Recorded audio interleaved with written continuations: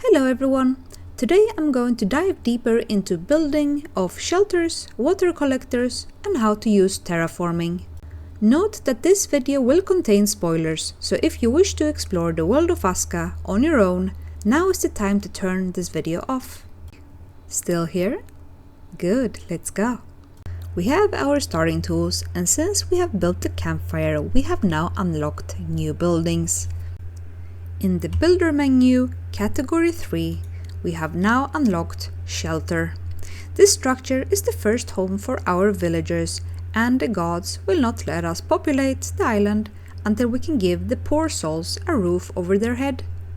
Like with the campfire, we select the shelter and place the blueprint on the ground. As you can see, there is a difference between when we place down a fire and placing a larger structure. We now have these green squares. These are called terraforming squares. To be able to build our shelter, we need to flatten the ground with our trusty wooden hoe. The tooltip will show you that you need to get very close in order to start terraforming. Even the terraforming part can be pinned, and your future villagers will be doing terraforming as well. Pressing E will automatically equip the tool needed for the job. But if you have the correct tool equipped, you don't need to press E, you can just left click. After flattening the ground, we are going to see the silhouette of our building. As you can see, required supplies are now 2 long sticks. That is definitely less than what we could see was required to build the shelter. The reason for this is because most buildings are built in stages. In the pins it says 1 out of 3, which means that there will be 3 parts to this construction. Now, in order to get the long sticks, we need to start chopping down some trees. We target the smaller fir trees as our tools do not let us harvest the bigger ones yet. After we have chopped down the tree, we need to harvest the tree for smaller parts. Each small fir tree will give you a couple of long sticks, bark, and resin. I will not go into details about all the resources to keep this guide short. You will need to cut down 2 small fir trees to have enough wood to finish the building. We are now finishing the first stage, the second stage, and the last stage. If we now open the Builder menu, we see that Category 5 has been unlocked.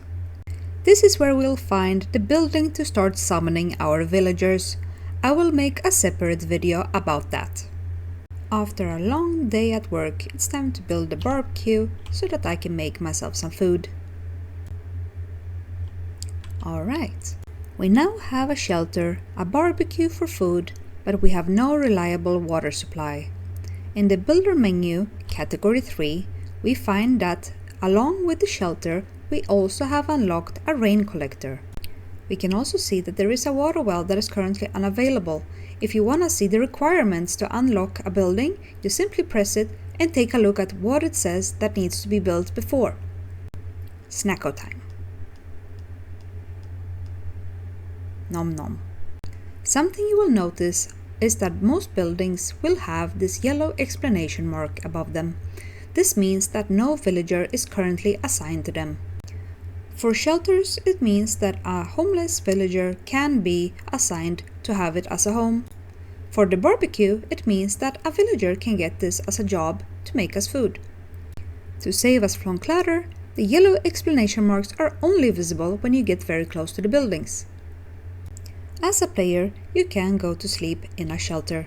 You will then see that there is a bar that is slowly filling up. When the bar is filled up, you will get a buff.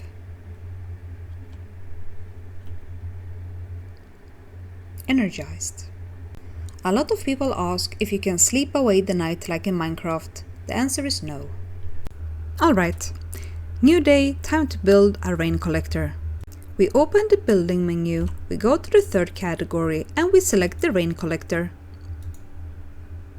Just like the shelter, it needs to be terraformed and then built. Fast forward and the rain collector is complete. Currently, the rain collector has 0 resources available. Over time, it will grow up to a maximum of 10. Just like the natural water collector, it will replenish itself over time and much faster when it's raining.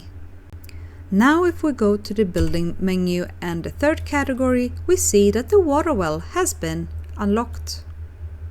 As you can see, the water well is much more expensive than the rain collector, and it also requires you to build it over one of the natural water collectors. This is how that looks.